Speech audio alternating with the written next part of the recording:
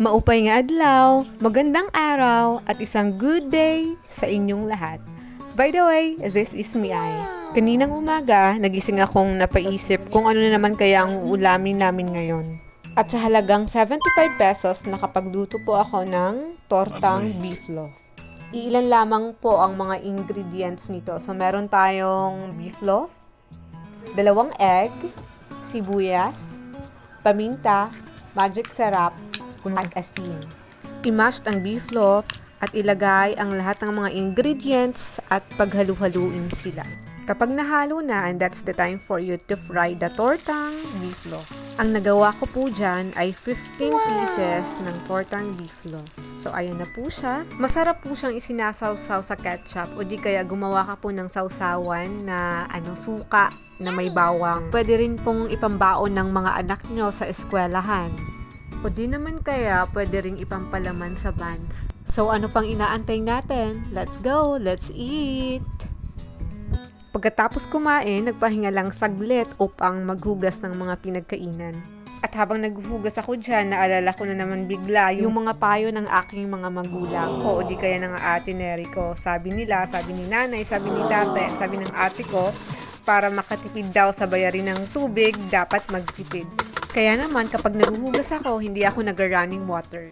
Sa mga mahal ba naman na bayarin ngayon, matututo ka talagang magtipid. Lalo na kapag nangungupahan ka lang. So, ang ginagawa ko po, nag-iipon muna po ako ng tubig, saka po ako nagbabanlaw o nagsasabon. So, hindi po ako nag-running water para tipid na rin sa tubig. Sa buhay ngayon, dapat talaga maging practical tayo sa lahat ng bagay. Bigla mo na lang talaga maaalala ang mga payo noon ng inyong mga magulang.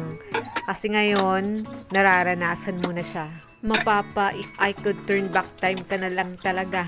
Pero laban lang, may mga pangarap pa tayo sa buhay. At dahil sipagsipagan tayo ngayong araw, so magtutupi tayo after nating maghugas. O diba, sipagsipagan tayo for today's video?